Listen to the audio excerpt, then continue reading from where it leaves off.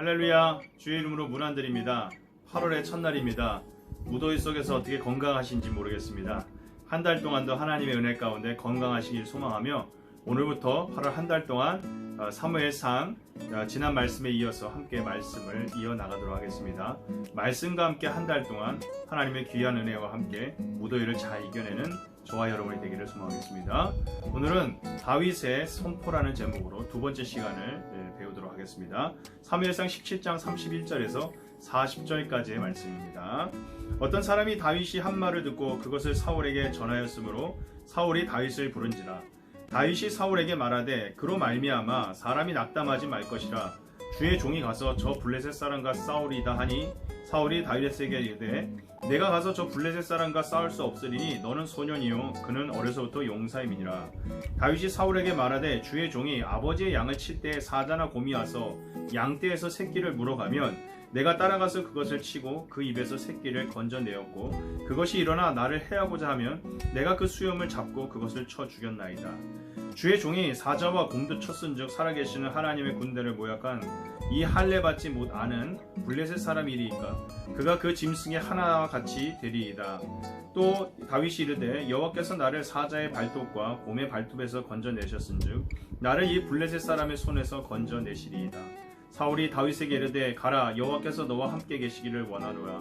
이에 사울이 자기의 군복을 다윗에게 입히고 노투구를 그의 머리에 씌우고 또 그에게 갑옷을 입히매 다윗이 칼을 군복 위에 차고는 익숙하지 않으므로 시험적으로 걸어보다가 사울에게 말하되 익숙하지 못하니 이것을 입고 가지 못하겠나이다 하고 곧 벗고 손에 막대기를 가지고 시내에서 매끄러운 돌 5을 골라서 자기 목자의 제구 곧 주머니에 넣고 손에 물매를 가지고 블레셋 사람에게로 나아가니라. 아멘. 다윗이 블레셋 사람 골리앗의 모욕에 분노하며 다윗이 자신이 나서서 싸우겠다고 이야기합니다. 그러자 그 이야기가 사울의 귀에 들어가게 됩니다. 사울은 이러한 이야기에 지푸라기라도 잡는 심정으로 다윗을 불러 세웠습니다. 그리고 다윗은 사울 왕 앞에서도 당당하게 자기의 뜻을 밝히게 됩니다. 왕이시여 낙담하지 마십시오. 주의 종이 가서 저 블레셋 사람과 싸우겠습니다. 그러자 사울은 그것을 진지하게 받아들이기보다는 소년 다윗을 잘 타일러 보려고 합니다. 아이고 그만두어라. 너가 가서 저 블레셋 사람과 어떻게 싸우겠냐? 너는 아직 소년에 불과하고 저 블레셋 사람은 어릴 적부터 많은 전투를 해온 용사니라 하면서 사울은 지극히 상식적이고 이성적인 이야기로 다윗에게 이야기를 전합니다. 그런데 그때 다윗은 오히려 더 놀라운 믿음의 고백을 합니다. 주의 종이 아버지의 양을 지킬 때에 사자나 곰이 와서 양떼의 새끼를 물어가면 내가 따라가서 그것을 치고 그 입에서 새끼를 건져내었고 그것이 일어나 나를 해오고자 하면 내가 그 수염을 잡고 그것을 쳐 죽였나이다.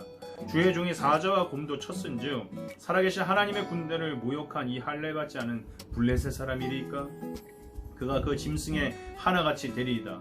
여호와께서 나를 사자의 발톱과 곰의 발톱에서 건져내셨은즉 나를 이 블레셋 사람의 손에서도 건져내시리이다.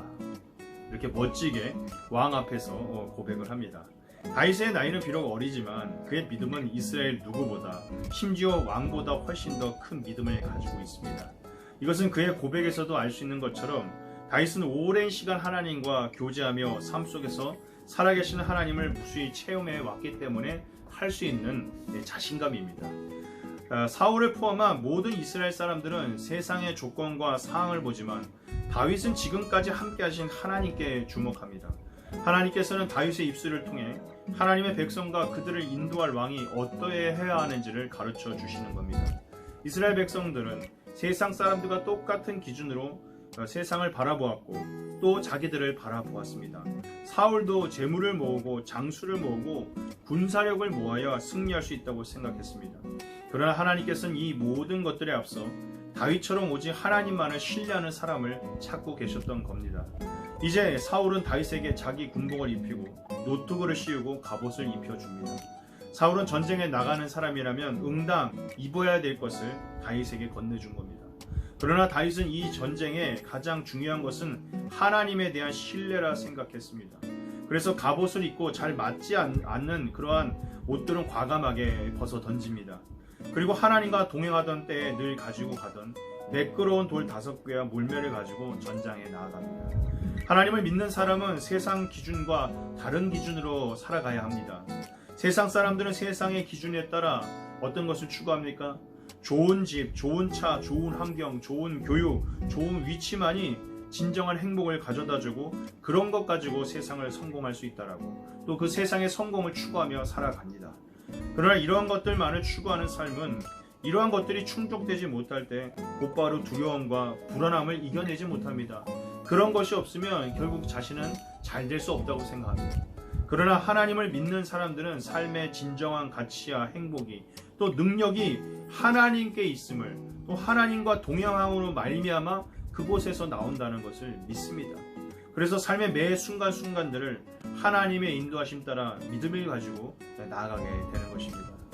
하나님과 동행하는 다윗과 같은 인생은 어떠한 상황이 닥친다 할지라도 하나님이 함께 하신다는 것을 믿기에 하나님이 능력이심을 믿기에 두려움과 불안을 이겨내고 오히려 담대하게 승리를 선포하는 삶을 살아가는 것을 봅니다.